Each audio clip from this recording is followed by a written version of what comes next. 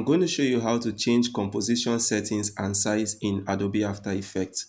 To begin, I've imported some files onto my After Effects. I'm going to begin by dragging this video onto my composition over here. And as you can see, the composition settings that has been created is 1280 by 720. But what if that's not the composition you want?